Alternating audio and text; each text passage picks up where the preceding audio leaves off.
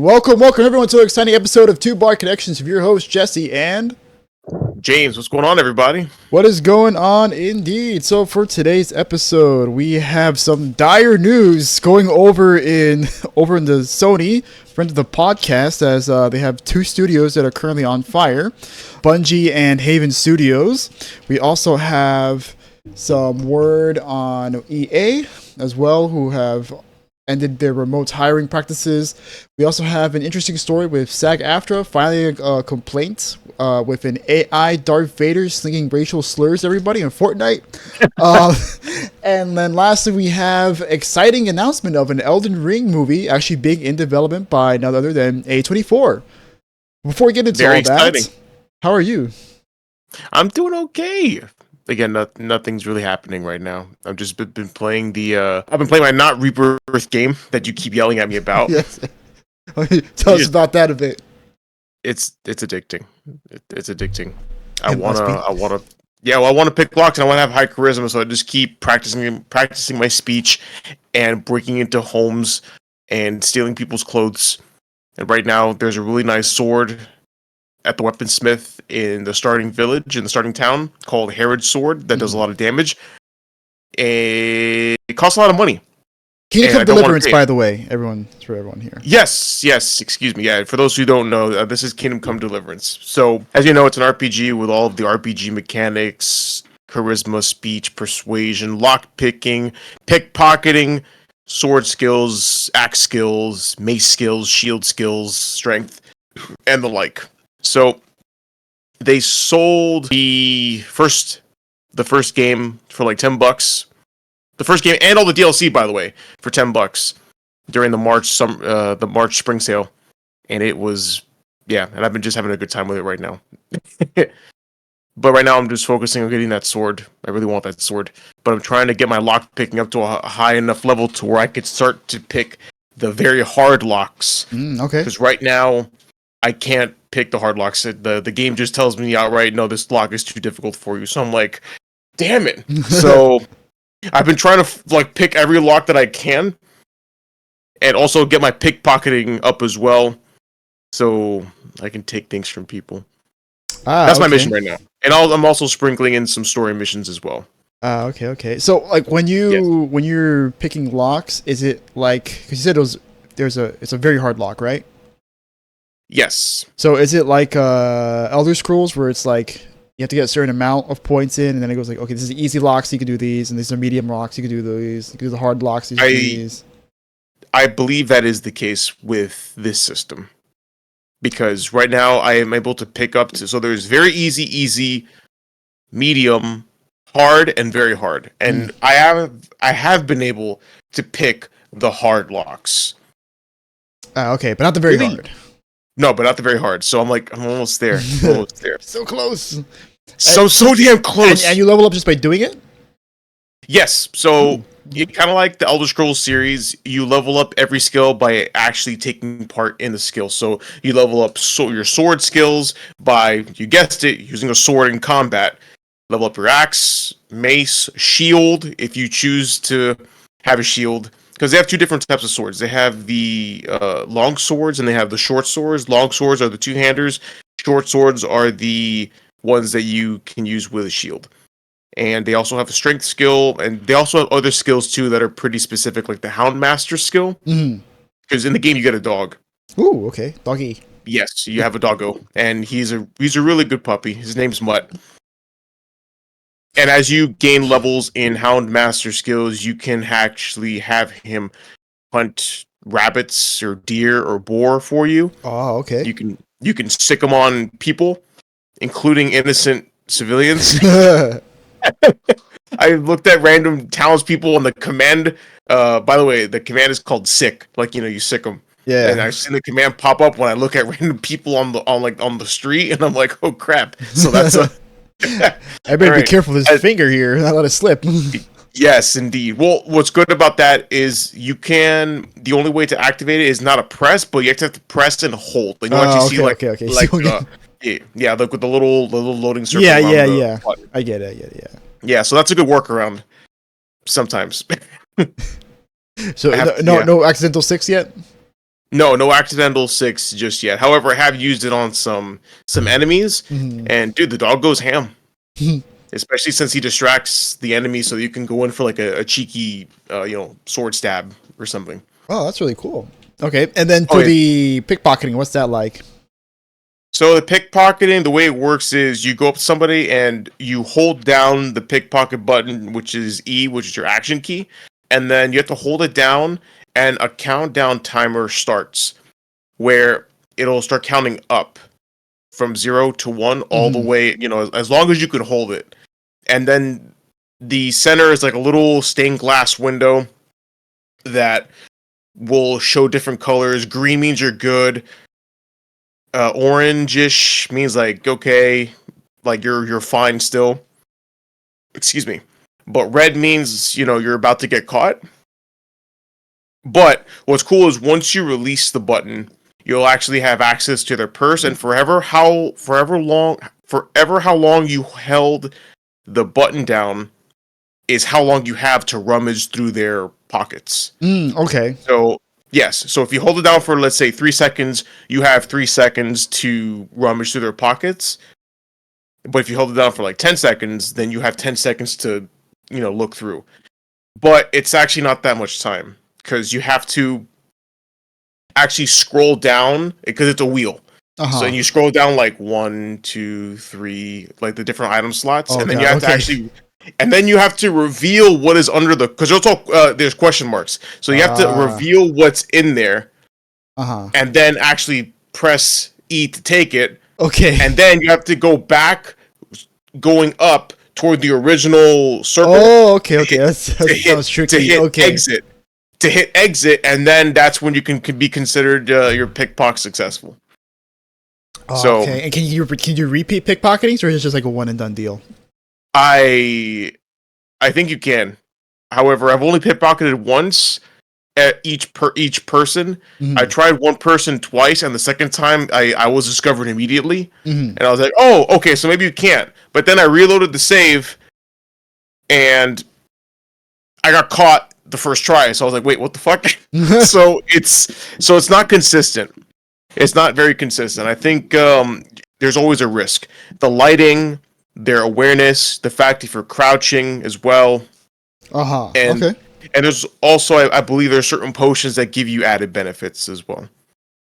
Like there's potions that help increase your charisma, your theft, your resistance to the effects of alcohol because you do drink in the game. Yeah. Is there a drinking skill in that one? 'Cause I know there's one in the sequel. Yes, there is. There's a drinking skill. Yes, yeah. How appropriate for? How appropriate for a medieval? Yeah, for a medieval. There's even one skill where it's like, you get drunk less off of beer, but you get twice as drunk on wine. Because I think that has to do with the alchemy system. Because when you brew potions, the base for some of them is wine. So, and those potions you can get drunk off of drinking those potions. Actually, the potions, you need potions to save. So that's what I wanted to tell you off camera. There's only 4 ways to save the game. One is when you exit the game, there's an option to save and exit, and there's only 1 slot of that. So if you hit save and exit, it'll go back. You can go back to that loading point, and it even gives you a little insignia like this is your save and exit save. Okay, that's the first one. The second one is when you start a quest for the first time, and then also when you end the quest, that's like your third time. Then your fourth time is you're essentially what's considered the quick save option is drinking a potion called Savior Schnapps. Okay. And you drink those, and that's what saves your spot right then and there. Okay. But even then, there's like a limited number of slots for those as well. Like I've reached my cap, so I just have a bunch of Savior Schnapps that I've had since the beginning of the game. So I'm like, oh my god. Yeah, so they really want to try and make it anti-cheese. They don't want you to save scum. Yeah. Well, I mean, I've been doing it. I just I gotta watch the older saves, but it's not too bad. I've actually, for the most part, let it go. Actually, there's a benefit to letting some things play out. Honestly, That's good.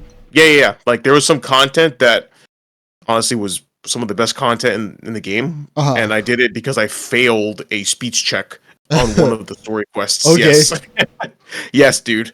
Let me just say, I went drinking with a priest. Okay. Yeah. Very interesting. All right. So the game definitely is like has a philosophy of like failing forward. Like, it's okay. You find success in failure. Like you're still gonna keep moving forward even if you fuck something up. Exactly. Yeah. So there's merit in that. So that, and if anything, it's inspired me to like not do the main story quest so much and go out and do other parts and see shit. So okay. Well, it sounds like you're having a good time. I am having a fantastic time. I love this game. I can't wait to finish it. I haven't gotten that very far in the story though. So how long is the game? I'm actually not sure. Yeah, I don't know. I don't know how far it is. I think. Okay. I think I'm at a good chunk though, because I don't know. Like the story wise, I'm about to invade some camp that like one of the people I'm looking for, story wise, is hiding. Yeah, I don't want to get into spoilers, but of course. Someone important to the story, the main villain, is at a camp, and I've been assigned to go scout that camp so that we can attack it later. Okay. So, yeah. But what about you, my friend? How's it been getting on with you? Oh well, speaking of medieval games, I've been playing. Actually, I finished Doom: The Dark Ages. Oh, dude, that just came out. You already finished it? It's not that long. It's like 20 hours ish. I think it came out last third? No, it came out like 2 weeks ago. Yeah, because I got it early. I got it 2 Mondays ago. Oh, that's right. You got it early. Yeah, I got it 2 days early. Yeah, so I got a 2-day head start. I got like a third of the game in like those first 2 days, and then afterwards, then I beat it. I think I beat it last week, like early last week. I don't remember when. Okay. And I'm really mad that I can't get the fucking trophy for completion because one of them is bugged, so I have to wait, or I have to play through the whole game. Well, actually, there's a way I can play through it again, right? And then I can buy all the upgrades that I need because that's the trophy I need. It's like you have to buy us all these upgrades for it, but it's bugged. Like even if you buy all of them, the trophy just won't flag it. It's like okay, you got it. It just won't do it. Oh, that's so it's very annoying. So what I have to do now is to play the game on the easiest difficulty, and because the game has sliders, what I did was I put the game speed up to 150%, so the game's 50% faster, and then I increased how much damage you do to the demons by 1,000%. So I'm just running through with the spiker, I think is what it's called. It's pretty much like the heavy machine gun from Doom Eternal, and you just one shot everything. It's kind of funny, and because I'm playing the lowest difficulty, it has like a lock-on system where like if you're off, it'll see like the bullet like trail off to the left or something. It's really funny to see. But yeah, outside of that, it's a very fun game. It's interesting because it's so different from Doom Eternal, but Doom Eternal is also pretty different from Doom 2016. But even so, I would say like the difference between like Doom Eternal and Doom the Dark Ages is greater than Doom Eternal and like Doom 2016, because this game has a really big heavy emphasis on meleeing around. Like it has a very big emphasis on melee and parrying. So because the whole thing with like Eternal was that you were a fighter jet, as Hugo Martin would like to say, the director of the game. You're constantly jumping around. You're doing your dashing, and you're using your meat hook to like get onto enemies and like fly around and stuff. But in this game, it's more about like just barreling through them. Like you run up to them, like put your shield up, like parry their attacks, and like you have the super shotgun stuff in their face, and like, you shoot them. And of course, like there is like some mobility. Like there is a shield bash that you can do that has a really long lock-on range. Like you can go like you could be like here, and like the enemy would be like. Where's my camera? Here, right? And do right? you could be coming from like Timbuktu and like just crash into them. That sounds like the charge move from the Warcraft games, the World of Warcraft. The warrior Yeah. charge. Yeah. It's kind of like that. But it's like really far away, and then of course like they explode and shit. And then of course there's the parrying, and certain attacks are not parryable. But then if it's glowing green, it's parryable. So you get into like you're either like dodging everything around because the game's like a bullet hell almost. Like you have a bunch of slow projectiles like flying, but there's a lot of them flying everywhere. So you gotta like navigate around all the projectiles while looking for the green ones to parry back at the enemy, and also blocking like the red ones so you don't take too much damage. And then if you're fighting a melee enemy, you're like it's like a Sekiro duel with them where you're going dung dung dung dung, right, and then you're shooting them in between, trying to kill them. And then for the levels themselves, there's actually a lot of like really big open levels. Like they have like these big open-ended levels where like they'll give you an objective and be like, okay, they destroy these 3 cannons, or like destroy these 3 towers, or look for like these keys, and like you can go wherever you want. There's no there's no like railroading at all. It's kind of like kind of like old Doom games almost. I mean, a little more open than like the old school Doom levels, but it's like that's a kind of I feel like that's what they were going for, because they said they wanted to like make Doom Dark Ages more back to basics. And that's why they also made like a bullet hell, because the original Doom games, like there's a lot of projectiles flying everywhere, especially when you get to the later levels. There's like projectiles flying all over the place. You have to like navigate around them. They want to like emulate that a bit, of course, like add some new stuff like the meleeing and the parrying and stuff. So that translated to the levels, where you have like, these big, huge levels, and a lot of people like don't seem to really like them that much. That seems to be a common criticism for it, because people say, oh, it's kind of empty, and I'm doing like a lot of walking around, I'm not doing a lot of like shooting enemies, and yeah, that can happen. You can sometimes get a little lost, especially when you're trying to find like some secrets. Even though like they label where the secrets are, you have to like still find out where they are. So sometimes like it could be a little tricky trying to figure out how to get to them. But I like them because, like I said, it kind of reminds me of old school Doom games, like Doom 2, Doom 1983, and then Doom 2, which came out in 1984. Reminds me a lot of like those levels where like you spend time like walking around, like just fighting secrets and stuff, and every once in a while like you'll shoot an enemy, but then like you get into a room and then like you get ambushed by 10 enemies, like, oh shit, right, and then you gotta lock in and like start shooting stuff. Okay, no, it sounds like a lot of fun. I'll get to it eventually after I beat my backlog, and also the ones. Yeah, you didn't even beat Eternal. I got close. You got to the fucking end and you just went nah. Which is funny because I did that for Doom 2016 also, and you literally hopped on stream after months to watch me end the game, and literally I was like, damn, I don't even know how long I have, and then I beat the game in like 30 minutes. I'm like, oh shit, I was that close. Oh my god. Yes. Like you're watching me the whole time and you're like, oh my god, you're right fucking there. Why didn't you beat the game then? Why are you doing it now? Man. Very fun game though. Yeah, definitely a very, very fun game. If it wasn't for Clear Obscure and how great that game was, this would probably be my game of the year, like above Monster Hunter Wilds. But I also understand that, this game is like a bit of a step back in Doom Eternal in a lot of people's eyes. Definitely, I will say, the music is a huge step down. Like, holy shit.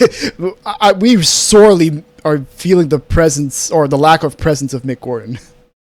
That's what I've heard as well. That it doesn't hit the same. It doesn't hit like at all, dude. It's very like bland and kind of like generic, just like metal music. And like every once in a while, like there'll be like some good moments, but for like in Doom Eternal and in Doom 2016, like the music was fucking banging. Every level was awesome, and like the way Mick composed these tracks, like there was always like some kind of like small build up to it, and the game like the music would dynamically adapt to what was happening in the game, right? You always hear like the small rummaging of the music, right? And then the fight starts, and like you kill like a few lower level enemies, and then like the big enemies come up, and then the drop happens. You're like, fuck it. Yeah, dude. Okay, cool. You just want to go in and rip and tear, right? But this is just like, it's just playing in the background. Like it's nothing special.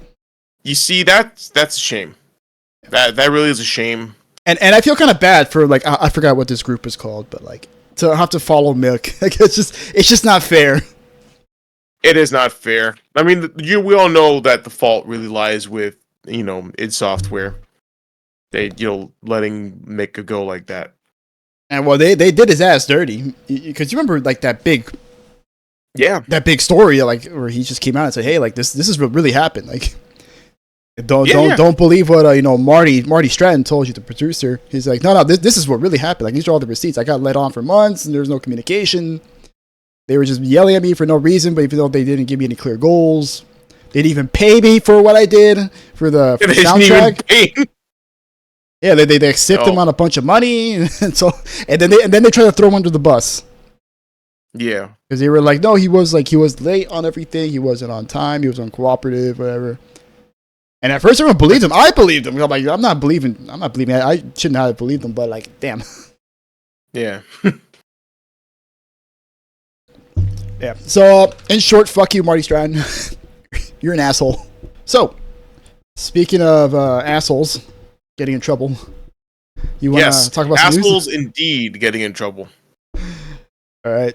So, for our first news story, we have Bungie is in big doo-doo right now because apparently they have stolen some art. And not just like implied, not maybe, or this looks similar. No, they stole whole ass arts, right? So, Bungie and their latest game to come out soon, Marathon, has not exactly had the best PR as recently. So for Marathon itself, it's been kind of had a bit of a mixed reception. Right, the moment it was announced that it was going to be an extraction shooter, everyone was like, "Oh, really? Like, is this really what we want out of Marathon? This is what we want out of like a Bungie game, right?" Cue the eye rolls. Yeah, right. So it's coming out in a crowded genre.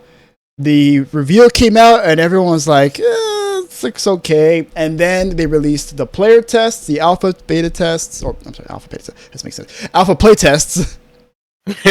And that came out to like mixed reception. Everyone was like, yeah, like it plays about as good as it looked, which was not very good. And then the stream numbers on Twitch weren't very good. It was actually going down, and the player numbers were going down as the testing period went on. Well, it seems that the Marathon's troubles have now increased as they have now been accused by digital artist Anti-Real of stealing their work. And like James said, it is not just this looks kind of similar. Like, no, like this looks exactly the same. This is a one-to-one recreation of these designs. So to look at the original tweet here, this is Anti-Real's Twitter, and she has to say, the Marathon Alpha released recently and its environments are covered with assets lifted from poster designs I made in 2017. So here, right, she has some side-by-sides. This is the in-game asset, and this is the poster, right? As you can see, the logo Aleph is just straight up just there, like right down to the lettering. I can't read it right there, but I can see, like, yeah, it's more like dark space, hologram. I can't read it, it's too small, but you can clearly see it here. Yeah, it's... Yep. There we go. Enhance! That's pretty damning. That is so goddamn damning. So she continues, Bungie's of course not obligated to hire me when making a game that draws overwhelmingly from the same design language I have refined for the last decade, but clearly my work was good enough to pillage for ideas and plaster all over the game without pay or attribution. I don't have the resources or the energy to spare to pursue this legally, but I have lost count the number of times a major company has deemed it easier to pay a designer to imitate or steal my work than to write me an email. In 10 years, I have never made a consistent income from this work, and I am tired of designers from huge companies mood boarding and parasiting my designs while I struggle to make a living. And so Bungie has since came out and confirmed that they indeed has been a case of plagiarism, and they had this to say about it.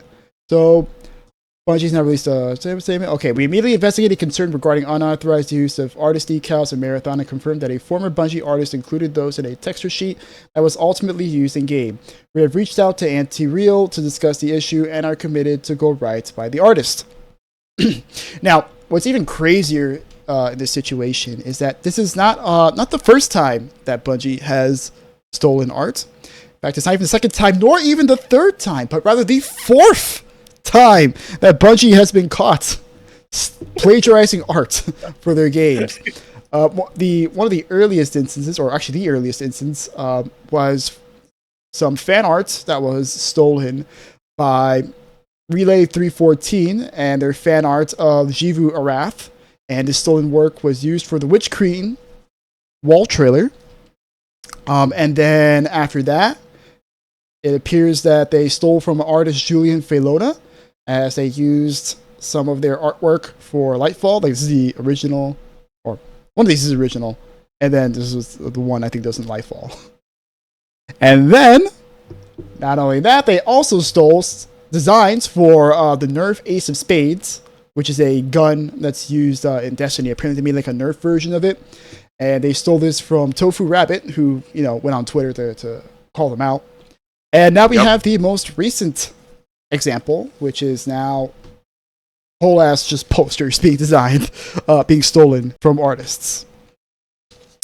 So, amidst all this, there was a stream afterwards, and well, it went about as well as you could imagine, because apparently this stream was originally supposed to show off some gameplay, but Bungie had to do an art audit to essentially, you know, see and scrub the game if there was any art assets that belong to other people that need to possibly remove. And so they had nothing to really show in the stream, because, you know, you can't market a game that has possibly stolen assets or more stolen assets it already has. Yep. And right here, as you can see, the smiling visage of art director Joe Cross as he looks at the Twitch chat, saying "Plagiarism will make me God," which is one of the taglines from Marathon, where the rampant AI Durandal says, "Freedom will make me God." Yep. So they just kind of spam that over and over again. Well, this guy was just 1,000 yards staring off in the middle of the stream, and this is what Joe had to say about the situation. So, a few of the things that we've done to shore up the review process. Oh, I'm sorry. Actually, it starts here. But it didn't show up. Okay, it came to our attention that an artist who worked on Marathon in the early stages of pre-production took a number of graphic elements from a graphic designer without permission or acknowledgement and placed them on a decal sheet that was checked in 2020. The decal sheet included icons and text elements. These elements ended up in our alpha build, and there's absolutely no excuse for this oversight, and we are working on and 100% committed to our review process to ensure instances like this don't happen again on Marathon or on Bungie. A few of the things that we've done to show up the review process are as follows. We've reached out to Anti-Real to follow up to make sure we do right by this artist. We're auditing all the previous work by the internal artists, including environments, decals already in the build, which is why we're delaying some of the content we were going to show today. We're committed to removing that is questionably or inappropriately sourced. We're doing a broad decal audit. And we find any other details or elements, we'll make sure they are eliminated and recreated in-house for sure.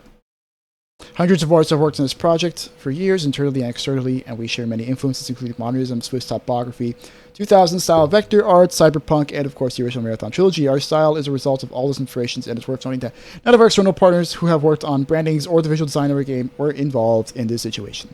So, any thoughts so far? Because we're gonna have some internal reaction. Yeah, no, it's so fucked. Like, even the employees within Bungie are like, bro, we're so fucked. Dude, no, man. I mean, they were already. They were probably already iffy about a fucking live service project to begin with, right? Mm-hmm. A live service extraction shooter, and now this shit comes out and they're like, bruh, like, nah, like this is supposed to be the game to save Bungie, and it's again, no, that's enough said. This is supposed to be the game that saves Bungie. Yeah, this is kind of like their last ditch effort to save themselves from being absorbed fully into Sony at this point, because you know they've already been partially absorbed, because as we covered last episode, Team LFG, who is responsible for the newest Sony live service, it's actually consisted of former Bungie developers. So like they've already kind of been on the process of, you know, acclimating them, and you know, it's just a matter of time. You know, if Marathon bombs, that Sony just goes, all right, we shall absorb you all. Right, assimilating now. Right. So what's going on inside of Bungie, right? What are the thoughts that are of the employees, the everyday Joe Schmo within. Well, not good apparently, because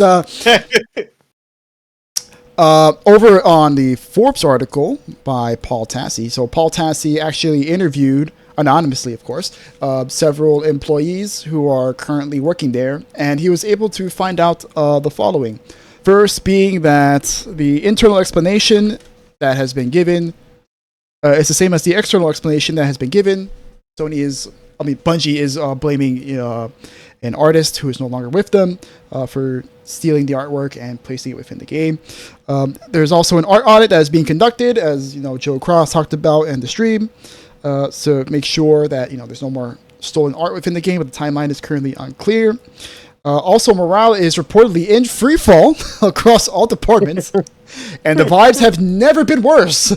Everyone is, of course, very concerned that if Marathon bombs, Sony can pull the plug on Bungie and can either fire everybody, which would probably be the worst case scenario, or assimilate them fully within the Sony machine. And then also on top of that, the launch plans are reportedly unclear, as Sony and Bungie are not really sure how to market this game in a so-called actively hostile environment, just a few months from when the game is supposed to come out.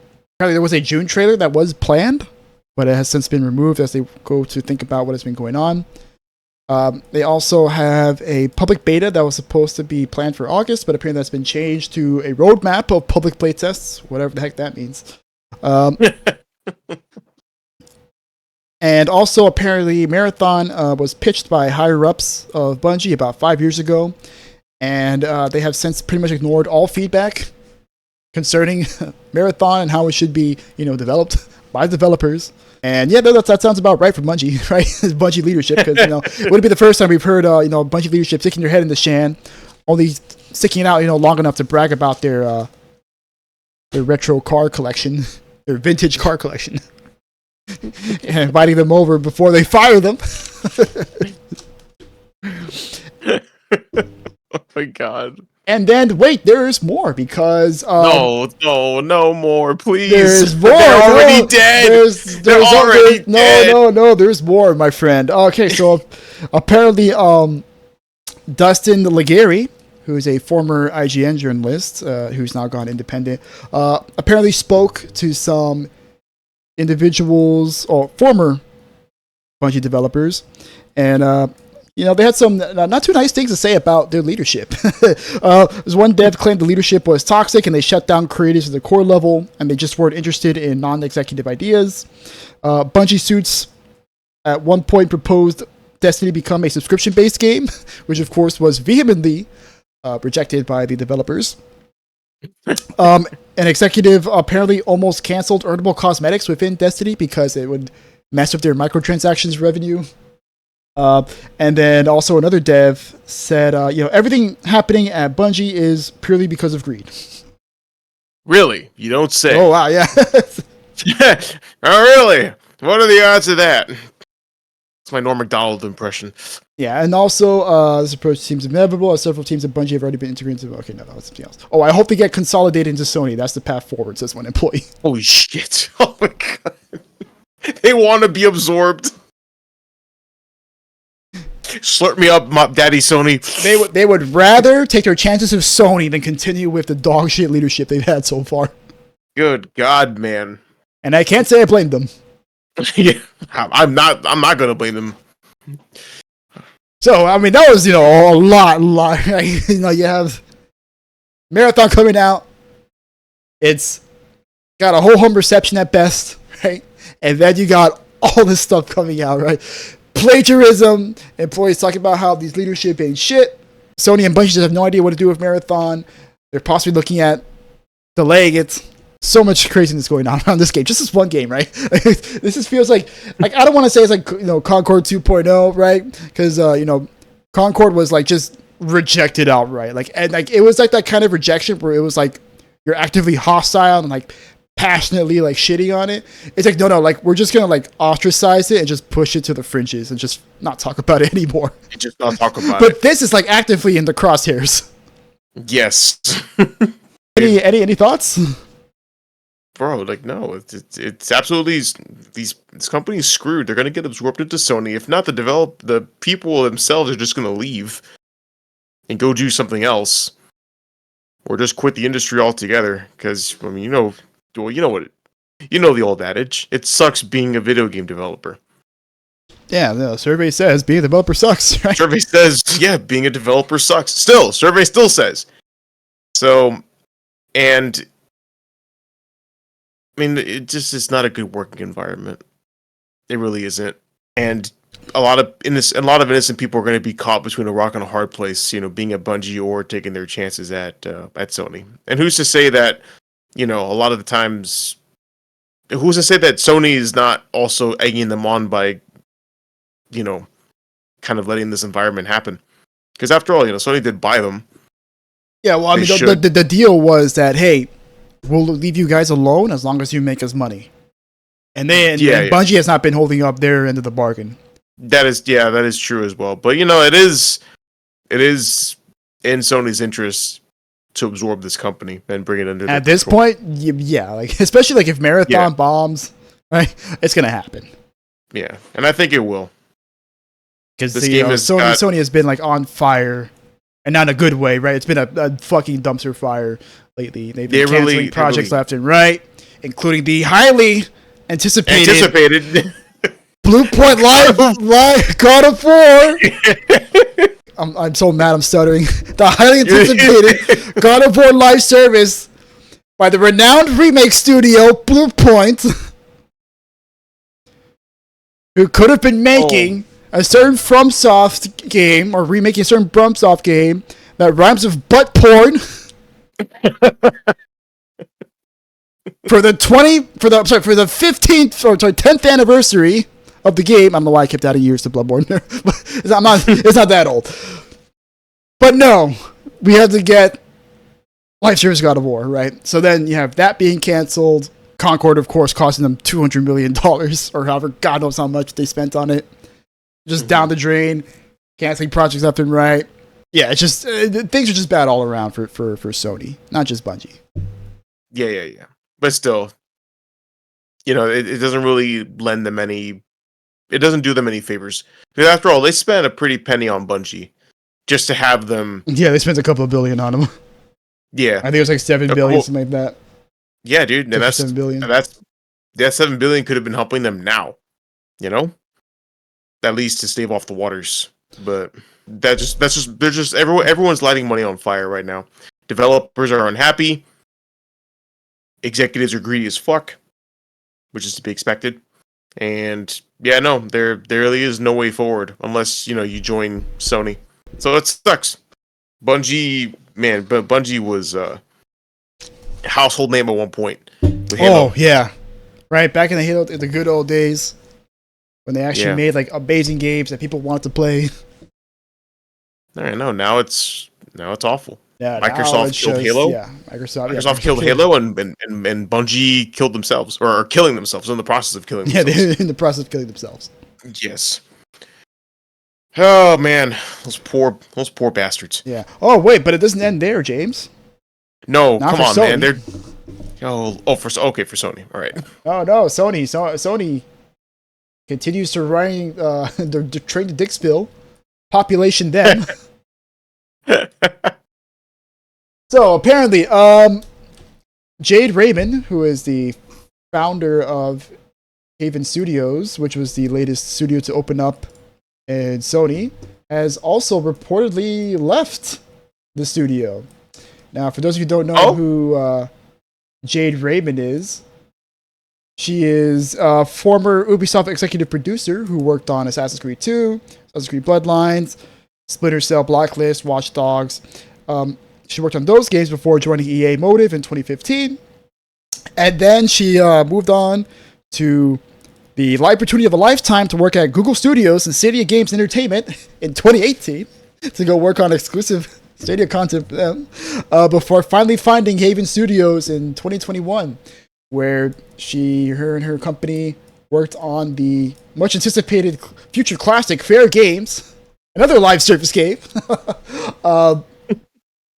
But yeah, apparently the game isn't doing too hot, as there has been reports that external tests for the game have not been doing well, and she has left in the aftermath of this. So, according to Bloomberg, they have a statement here, or a blurb here, talking about PlayStation, where it says PlayStation leadership didn't give Haven's staff a reason for her departure, but it came several weeks after external tests of Haven's first game, the online shooter Fair Games. According to people with knowledge of the matter, some developers at Haven were concerned about how the game was received and its progress, said the people who asked not to be identified because they are not authorized to speak publicly. And so in the wake of this, she has been replaced by co-studio heads Marie-Eve Danis and Pierre-Francois Sapinski, and they will now be taking over, as Fair Games has reportedly also been delayed into 2026. Oh my god. So Sony's canceled 2 live service games, delaying a third one, and in the process of producing another one. Yeah, what the fuck is going on? I don't know, man. It just goes to show you like how much damage the Jim Ryan era has done to Sony.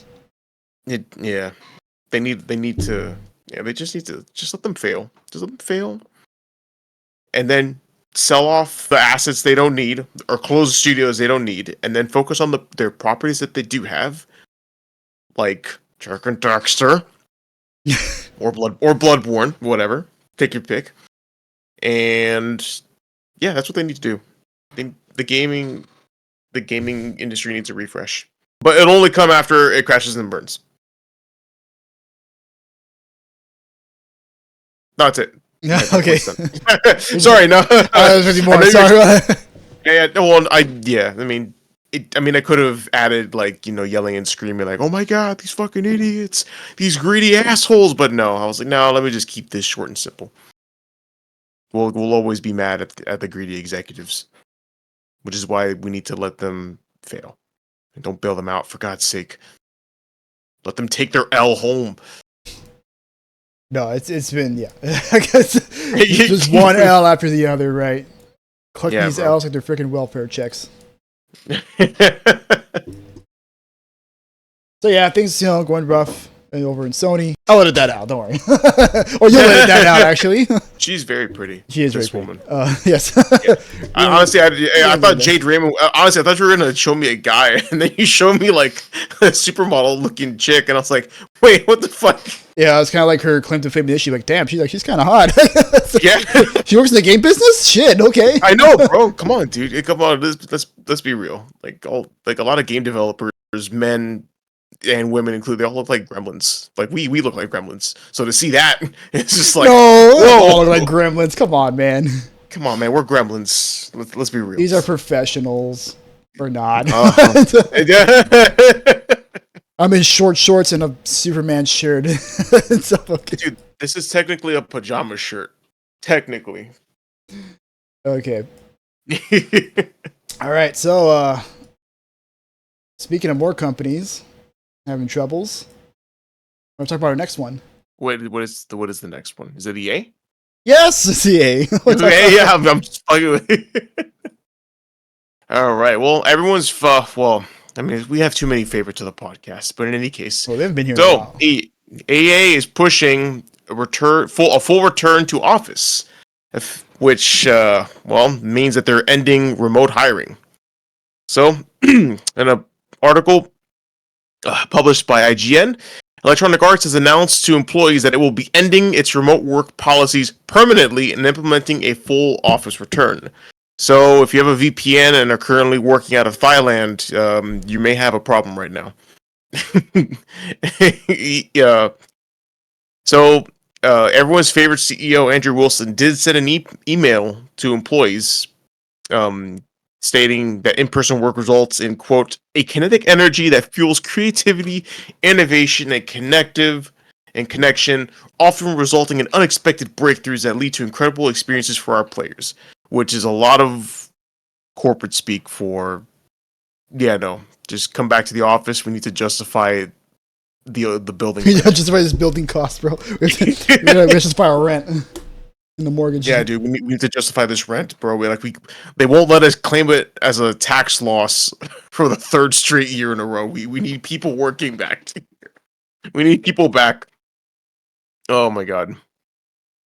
So in a follow-up email from EA Entertainment President Laura Miele, also clarified further details describing the company as moving from a decentralized approach to a globally consistent enterprise-wide work model. Man, they like to just say words, don't they? Like, goddamn. Anyway, so it is detailed as follows. So the first point is these changes will not take effect immediately. They should continue working as directed by their individual business unit until further notice, regardless of where you live. Work model transitions will come with a minimum 12-week notice period before any changes are implemented. The timing will vary by location and will be communicated locally with plenty of notice. Hybrid work will mean working from your local office at least 3 days per week. This aligns with what's outlined in Andrew's EA action. And we're also introducing a new 30-mile, 48-kilometer... What the fuck is a kilometer? I'm kidding. Anyway, a 30-mile, 48-kilometer radius around EA locations. What this means is that those that are living within 30 miles of an EA location will transition to the hybrid work model, and those that live outside will be considered remote unless their role is designated as on-site or hybrid. That's actually kind of fucked. Because imagine, like, you're outside the radius, and you're like, yeah, but now we're just gonna designate your role as on-site, so you have to, come in. Yeah. Driving 30 miles.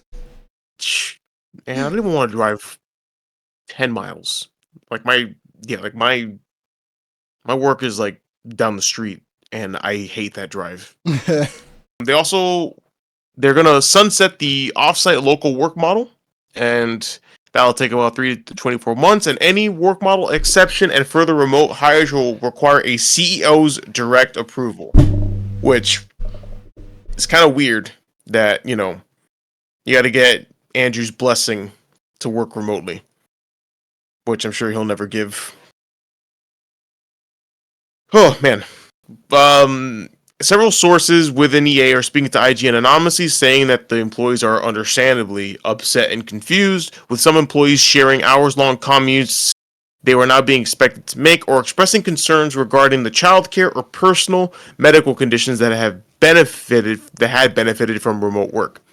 Others, classified as remote and outside the 30-mile range, expressed concerns with what would happen to their roles if they were unwilling or unable to move, which is an understandable concern, as these people are willing to fire you for just about anything. So, and they'll be more than happy to fire you for simply stating, "Oh, I can't come to work." And it's like, "Oh, you can't come to work? Perfect, you're fired." Hey, you can't do the job. You got to get the fuck out of here. Got any thoughts on this so far?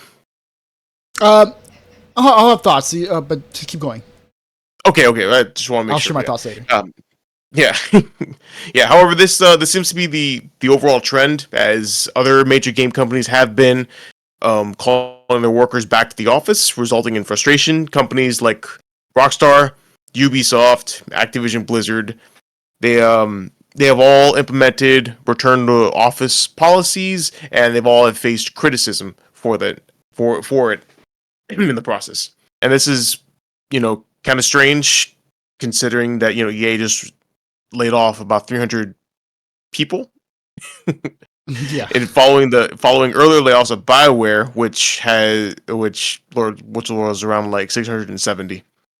So it's kind of weird that they're pushing for this to make it harder on their workers when they're kind of tight for workers, if that makes sense. Yeah. No, I get it. Yeah. What do you think about that? Yeah, I mean, it's a good thing they brought up Activision Blizzard, because I was thinking the same thing, right? Like, that was a big hubbub when Bobby was like, "Oh, you guys got to come back to work now. Pay a lot of money for this Blizzard campus. So y'all gotta start coming back." And people were like, "What the fuck? Like, I live in Colorado." Yeah. I moved out of California because it's a terribly expensive hellhole. No, this just sucks. Yeah, no, it blows. It's It just sucks because you're being forced to come back to work in an office when you can just do your work from home on a computer, because that's what 95% of game development is. You work on a fucking computer, right? And any meetings that you have to do, any important meetings, right? You got Zoom, you got Google Meets, you got all these wonderful voice chat online services that you can, yes. conduct your meetings in. And then of course you go back to doing your work on your computer. So like there's like very little reason for, offices to exist in the first place.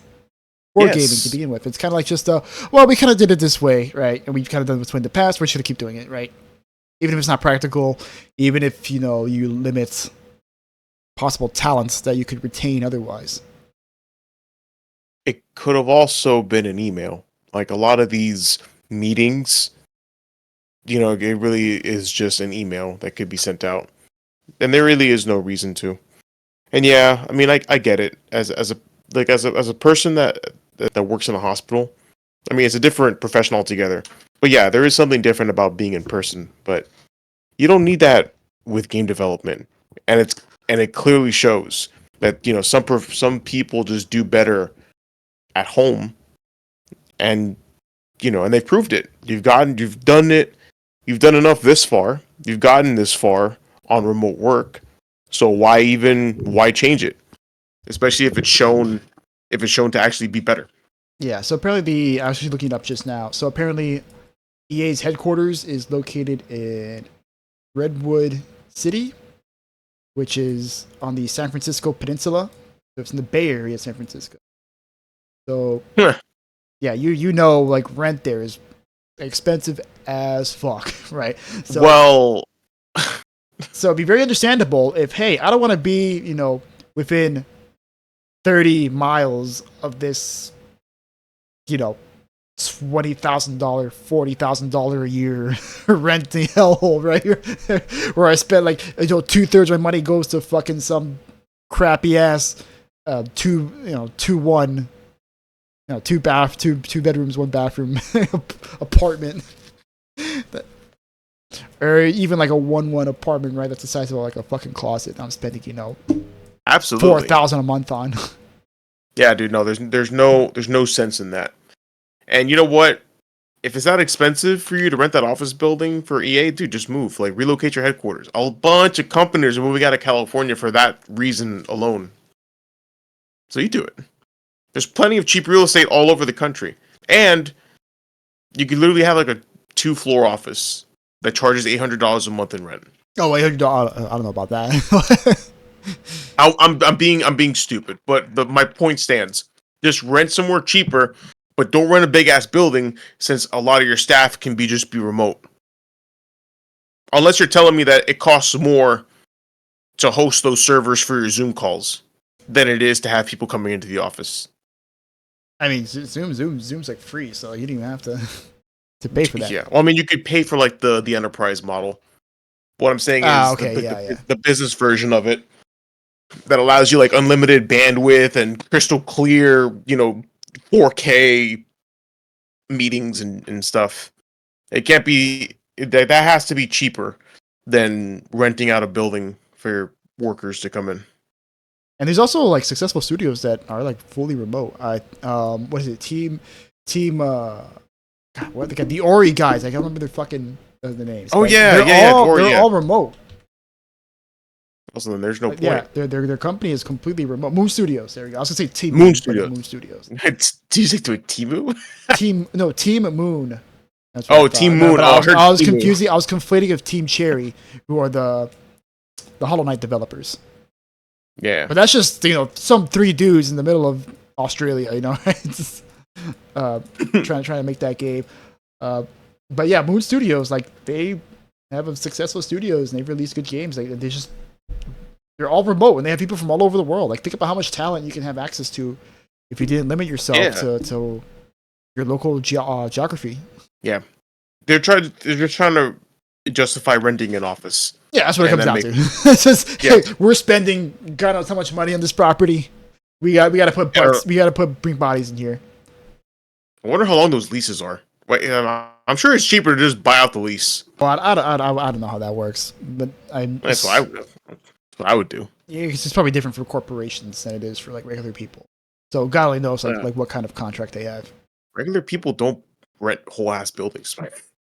Yeah, that's why I'm saying it's different. Like it's different from Yeah. like renting out an office for like some dude who's about to open up his plumbing business or his brand new accounting firm. Than it is for Andrew Wilson to rent out a fucking 20-story building and like a 22-acre campus. Yeah. All right. So any other thoughts? No, man. Yeah, we're done with EA. Yeah, we're done with them. Forget about them. All right, time to move on. Let's see here. So we have a development from. Sorry, this story makes me laugh. So as we all know, the new update in Fortnite recently. It was like the Star Wars patch or whatever. Essentially, Star Wars is in Fortnite, which they've done before, but now this time it is different because they have implemented a full, well, I don't want to say fully functioning, but a functioning AI for Darth Vader using James Earl Jones' voice and likeness. Now, the SAGAFTRA, which has been going through its strike for actually a really long time now. How many months are we in? It's like 9 months or something. Because I remember we covered this a long time. It's been going on for a long ass time. Yeah, and it's still going strong. They have filed a complaint against Fortnite for its use of AI Darth Vader. So, as you know, James Earl Jones actually did sign his and gave permission. Hang on, let me see when it was, but he actually signed permission for them to use his voice in future projects. And since Fortnite or Epic in general has now been bought out with a significant stake by Disney, now they're in full on like Disney partnership mode. So they're really pushing a lot of the Disney IPs, specifically Star Wars. I mean, it's so weird to say that, but they're really pushing it to get used. However, SAG-AFTRA has filed what's called an unfair labor complaint against Epic Games. Complaint stems from the company's recent introduction of the AI programmed to sound like James Earl Jones' Darth Vader that can respond to players' actions and questions. And it has, for the most part, been a hit, albeit not for the reasons Epic was wanted, as they have been asking Darth Vader all sorts of weird questions and also full on full racial. They've been having Darth Vader in James Earl Jones' voice saying the N word, uncensored and hard R. hard R. Yeah, dude. Like, man, it makes the KKK blush with the way he says it, and it's awful, but also kind of funny. Because, it's the last thing you want to hear in James Earl Voice's smooth, legendary voice, dropping an N-bomb on a a children's looter shooter, or a children's extraction Battle Royale game. Battle Royale game with cartoon characters. Yes. So SAG-AFTRA wrote that it understands its members and members' estates wish to use AI technology in any way they choose. However, we must protect our right to bargain terms and conditions around the use of voice that replaces the work of our members, including those who previously did the work of matching Darth Vader's iconic rhythm and tone in video games. So it's strange too, because this is a complaint on the use of AI, taking the work away from people who have imitated James Earl Jones' voice. Because as you know, James Earl Jones did not voice Darth Vader in every iteration of Star Wars. There have been other people that have voiced it in the games. He's done some, but there have been others that have taken his place. And now that they're mad, they're upset that AI is taking away that opportunity from prospective voice actors. They also state that they have distaste for the practice of AI.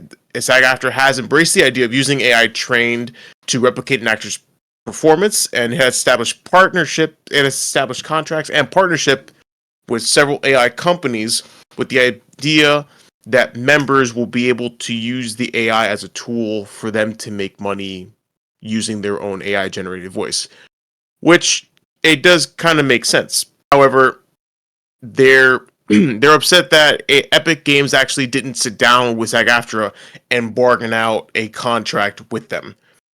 So, in a quote from them, Fortnite's signatory company, Llama Productions, chose to replace the work of human performers with AI technology, SAG-AFTRA wrote. Unfortunately, they did so without providing any notice of their intent to do this and without bargaining with us over appropriate terms. They have reached out to Epic Games for a comment, but nothing has been discussed so far. So AI and its use in video game voice and motion performance has been a huge deal in this ongoing strike that SAG-AFTRA is doing, and they're still at, well, they've been at this for 9 months. Actually, I saw it in the title. They've been at this strike for 9 months trying to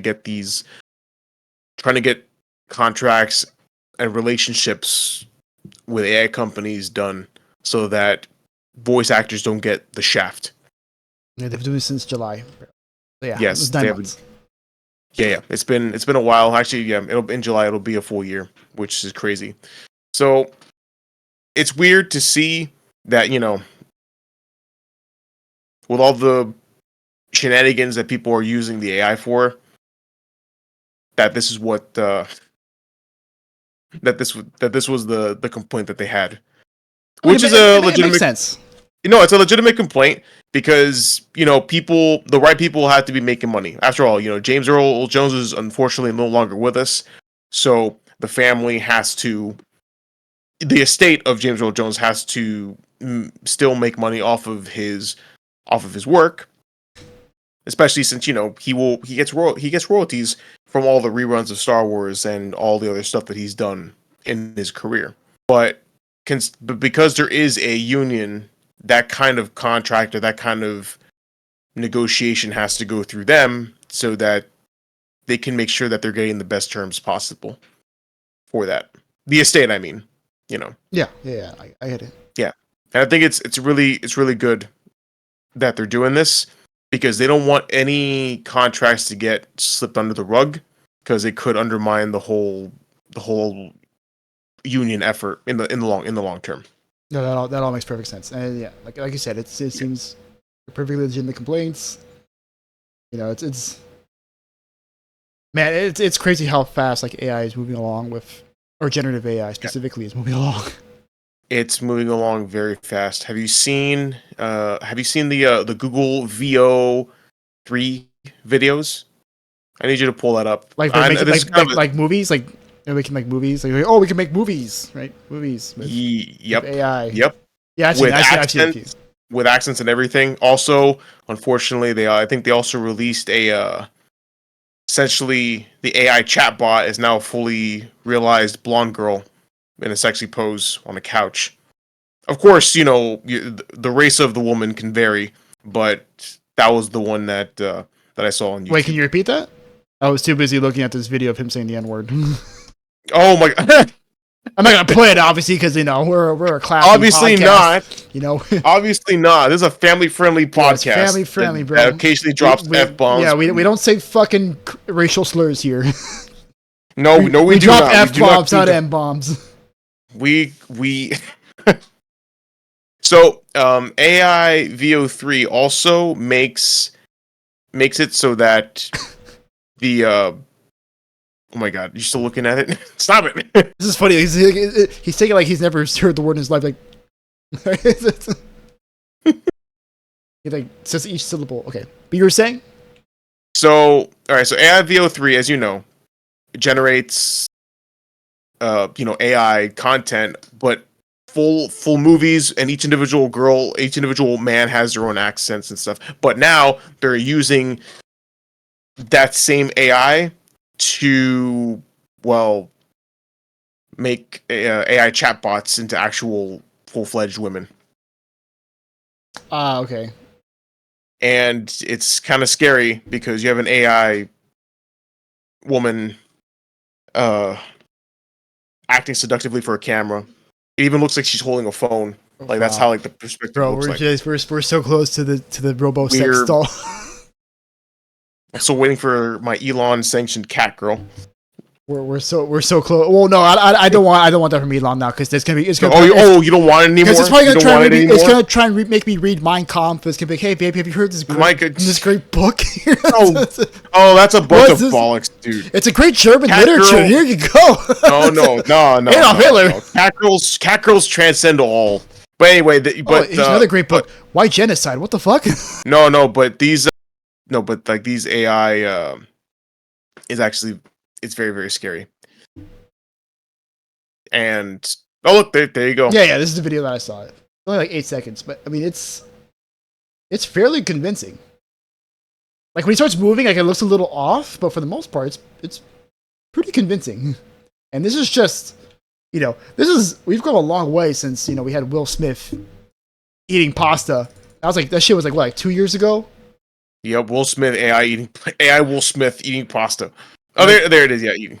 And like it looked awful at first, right? Yeah. But now we got. And now this. Like actually looks like he's eating. Actually opening his mouth is not just assimilating into his mouth a little bit. Now, of course, like it looks a little like too shiny and like a little too sleek, so you can sort of tell it's AI, but still, it's pretty convincing to the untrained eye. Like I can imagine old people like losing their fucking minds over this. Those are the people I feel like the most bad for, like the people who are like really old and like just don't understand technology at all, like our parents, or like really young kids who like are just not prepared mentally to like understand how to process this stuff. And like you said, like they're doing like chat bots now, or like imitating women. Like imagine like you're some like some lowly teenage boy, and like you just find one of these. Well, you heard the story, right, of that kid? Yeah, there's some kid that killed himself over his AI chat girlfriend. Yes, exactly, and that was just a chat like box. That was literally just like messages back and forth. That wasn't even I was gonna say a person, but an entity fully realized. Someone you can look at with your eyes. Like this is really it's gonna mess with people's perspective quite a bit. So, So we need to keep an eye on this. Make sure it's not too. Oh, yeah. I think you found it. Yeah, this was back in October. Yeah, apparently he killed himself over some. Yeah, he had like some weird like sexual conversations with it, like very like detailed conversations with it. So yeah, like we're not ready for this. Like we weren't built for this kind of technology, man. Human beings were not built for this era that we're in. Yeah, and I am very scared. Honestly, I wish like this was the peak for us, where we could just have Darth Vader say the N-word and that's the end of it. But no, it's gonna progress. I mean, we didn't see it back then, but the internet, when it first started out, it was just for cat videos and memes. Just an instant time, right? Bro, I think back to those times, I'm like, wow. Like, when we were too young for AOL, but like afterwards, what was it? Like you had MySpace. Oh, I had.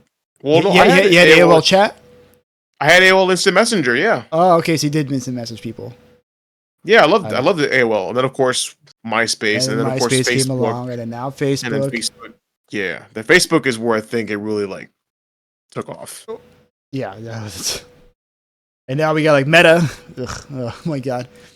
Gross. We're pushing all their AI nonsense here. I mean, now everyone's pushing AI nonsense. So, we'll have to see what happens with this complaint. It's always interesting to see like what's going on with SAGAFTRA, especially because they've been doing this for a fucking year at this point, practically a year with like no resolution seemingly in sight. Yep, no resolution in sight, which only is going to push these companies to just use AI, because they're for sure not going to hire anybody if they can just have the voices automatically. Yeah, so I think that's enough doom and gloom, right? Let's talk about something a lot more Enough doom exciting and and gloom. interesting. Let's get some happiness right now, which is right here in the form of I mean, I'm not gonna lie, this has me interested as well, even though I only played 2 seconds. Yeah, so all right, so it's been announced that there is a live action Elden Ring movie in the works, from A24 Studios and director Alex Garland. Now, for those that don't know, Alex Garland he's actually a pretty good director. He wrote the 28 Days Later movie and the Yeah, upcoming 28. he wrote all the 28 movies. 28 days Yeah, later. he wrote all the 28 movies. Yes. 28 weeks. He Later. also what? 28 weeks later. Yeah, I'm just saying. 28 days later. Oh, 28 I weeks heard. later. 28 years later. Yeah. And now the upcoming 28 years later, he also directed the Civil War movie, not the Marvel, like just Civil War, America's Downfall, all that. That is a good movie. I haven't seen it. And also the new movie Warframe as well that came out. Warfare. Right? Warfare. He directed Not Warframe. Warframe's Warfare. Oh my! I'm so sorry. Warfare. It's a good movie. I'm sorry, and I heard that. Yes, that movie was absolutely phenomenal. So, the film is of course based on FromSoft's massive hit RPG, and now it's confirmed to have a filmmaker attached, not only as its director but as its writer as well, which is good because writing is really his bread and butter. However, we do only have that's all we really have. We don't have anything else such as plot, casting details, or release date. George R.R. Martin, who helped create the original Elden Ring and write its lore, is attached as a producer in the movie, as well as Vince Geratis. So I guess he's still not working on that book, huh? Anything but working on anything but The Winds of Winter. The Winds of Winter. Yeah. DNA's Peter Rice will also produce, along with Andrew McDonald and Alan Reich from DNA. There's no word yet on how involved FromSoftware will be, or Hidetaka Miyazaki will be in the movie. Yeah, and everyone knows that Elden Ring was a phenomenal game, one game of the year in 2022. It's been beloved by all. Even the haters, even the people that have never played Souls-like, went in on it, and they loved it. So yeah, any thoughts? Since this is right up your alley. Oh yeah, no, this is up my alley. So this is very interesting to me. I'm very. I mean, I'm always kind of hesitant when it comes to video game adaptations. I know video game adaptations have become much better, like way better than we were kids. Yes. Like, oh, wow, we've come such a long way. Like, they're actually competently made, right? But for a lot of them, like, that's the best I can say. Like, I know a lot of people say, oh, the Mario movie is so good. Like, it's okay, right? Like, the Mario movie's okay. I really like the Pokemon movie. And yes. Yeah, but, like, it wasn't, like, a great movie. Like, we're still waiting for that moment where we get, like, the movie equivalent of, like, Spider-Man, like Spider-Man or Spider-Man 2 or something along that, along that level, like where we started seeing like, okay, like these are great movies, like these are not just like good superhero like adaptations, but these are just legitimate like great movies that tell like great stories. And we've got that on TV. Like Last of Us is extremely highly praised, right? Last of Us is extremely highly praised. I loved Castlevania. I think Castlevania is a great show. Devil May Cry not so much, unfortunately. that's that. Devil May Cry. No. Apparently, I've heard people are like super pissed at it. Like, yeah, this is absolute dog shit. Because it was kind of disappointing because it's being made by the same studio who did Castlevania.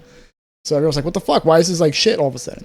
But like on the TV front, like we've gotten like really great adaptations. Fallout, another one. You've seen Fallout? Yes, dude. Actually, have you seen Fallout? No, I have not yet. Oh yeah. Please watch Fallout. Yeah. Please. Yeah. I'm gonna watch Invincible and then I'll watch Daredevil and then I'll probably watch Fallout afterwards. Oh, that's right, Daredevil. Fuck. God damn it. You have so much. Fallout first, and then Daredevil, because I think Fallout's the better show. Yeah, but in any case, like for movies, like we haven't had that like great adaptation yet. We're like, oh, like this is amazing, right? And I don't know if Elden Ring like, is the game for that can like lead to like, oh my god, it's like this is fucking amazing. Like who knows, right? Who knows how this is gonna turn out? But they definitely got some good talent behind this, right? And that's why I'm so interested in it, because it's A24. That in of itself is interesting because A24, like they're not known for like these big, extravagant productions, right? They make, smaller budget movies that are generally like very creative and experimental, and they're usually pretty good, right? Even like if they're not so good, at least you can say, hey, I watched something unique. So it's interesting to see them go like, all right, we're gonna make a big ass like Hollywood movie, right? Because there's no way you can make an Elden Ring movie for cheap. Like you're gonna spend at least 100 million. I'm being very generous with that. At least 100 million. Yes. So I'm interested in it for because of that, right? Because it's A24. Of course, Alex Garland's involved. He's a very good writer and a very good director. Ex Machina, which is one of the movies you didn't mention, but that's like the first movie he did like fully direct himself. It's a great movie. It's a great movie. Have you seen it? No, I have not seen Ex Machina. So it's like a bottle film that takes place mostly like in a private complex, and it's about this programmer who gets invited to like the owner of his company, and like he gets invited there to like test out like this robot that he's been making that's like very lifelike and like almost looks like a woman. And then eventually, like, he tries to help the robot break out of the complex because he finds out, like, it's being abused and stuff. And it just, escalates from there. It's great. And then, of course, he directed Civil War, which just came out last year. It's a pretty good movie. Warfare this year, very good movie. Right? So the guy knows how to write and he knows how to direct. So, like, they didn't get, like, some bullshit, D-list director who, like, did some commercials, like they would back in the day. I'd be like, oh, they'll get some unknown bullshit director who like did like a few like commercials or something, so that way they can push him around and just push their initiatives on him. And then on top of all that, right, Elden Ring is really all FromSoft games, or most FromSoft games, like they're not the most forward of their storytelling. They're very dense of lore, right? But like when it comes to the actual narrative, like they're not very straightforward. They want to leave things up to interpretation for you. So there's so many different things you can interpret out of like an Elden Ring movie. If you were to make an Elden Ring movie, there's so many like pieces of lore that you can pull from and stitch them together in interesting ways to form a really good story. So I really want to know like what it is they decide to do. Like, are they going to make it about the game itself? Are they going to have it take place before the game takes place, where like you have the war between the demigods and that led to the shattering of the lands?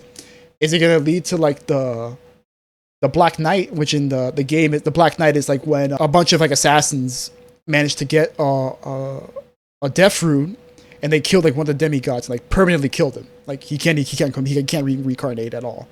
And that led to the shattering, which is when Queen Marika shattered the ring, and that's when then started the whole war.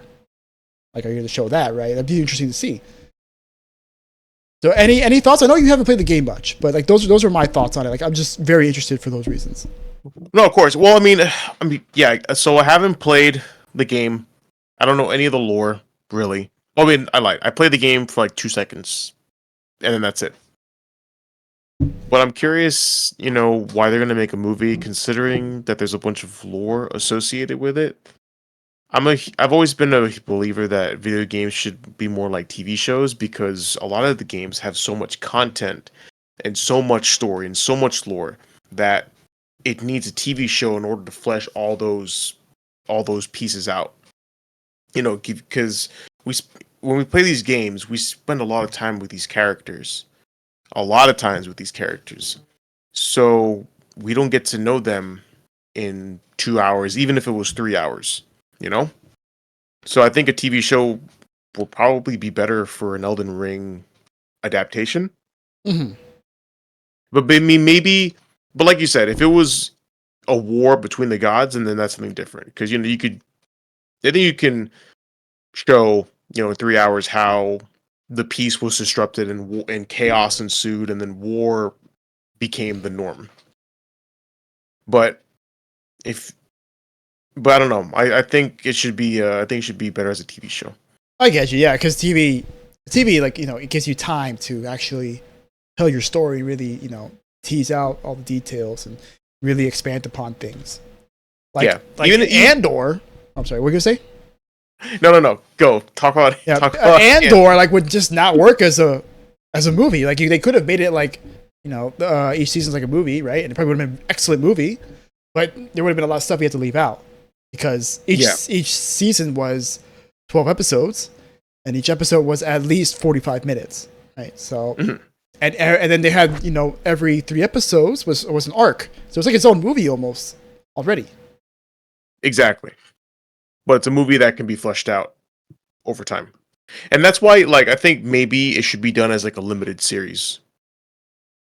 You know, like just a short, not short, but just like 1 season or 2 seasons.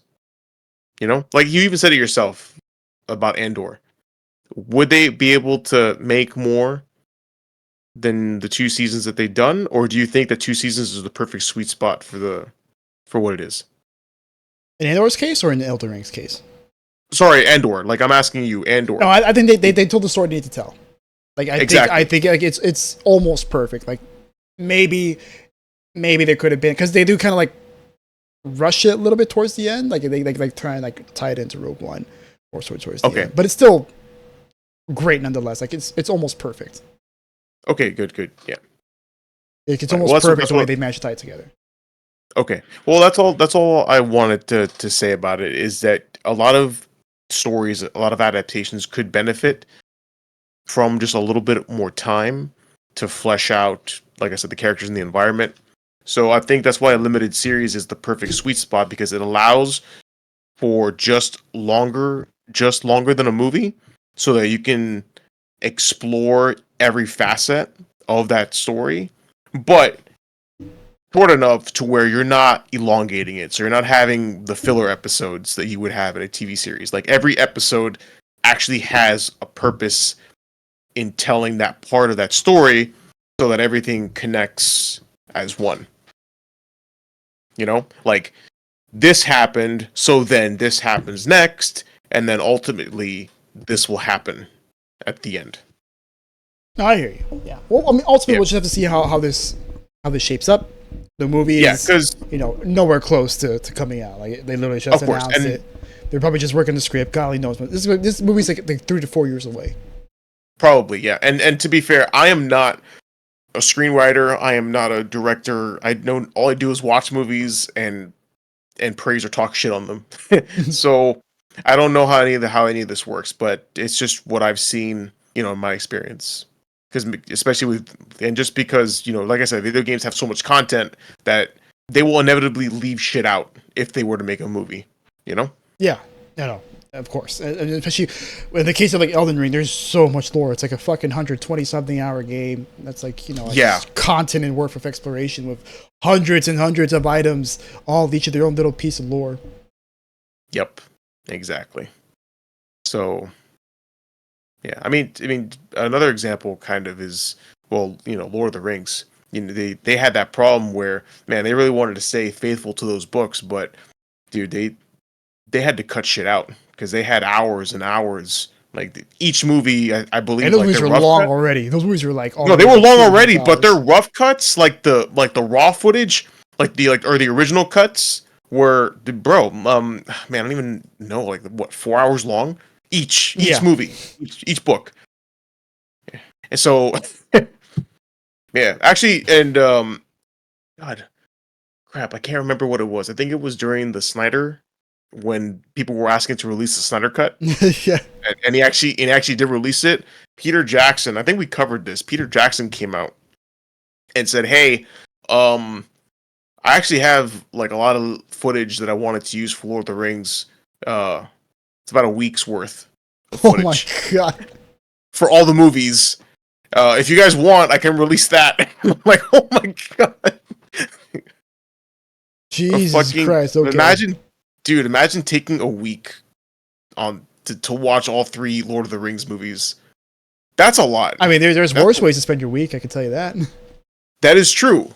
But damn, bro, like that I was taken aback after that. Long ass movies, dense ass books. Lots of movies that has books, but God, so good, so good. All right. So, any other thoughts before we go? Nope, no other thoughts. Would you like me to sign us out? Yeah. Go ahead, please. Sounds good. All right. Thank you so much, everybody, for watching this episode of Two Bar Connection. We really appreciate you guys watching this episode. Please subscribe to the channel if you haven't already. Leave a like down below if you enjoyed the video. Also leave a comment down below if there's any games that you want us to play or if there's any stories that you would like us to cover. The best way to watch this is on YouTube. But if you want audio only versions of the podcast, we are available on Apple Podcasts, Amazon Music, and Spotify. And you can also reach us at our social, which is Twitter. We will not call it X. Fuck. And we are, and our Twitter handle is at 2Bar Podcast. All right, you got it. 2 weeks. I've been practicing.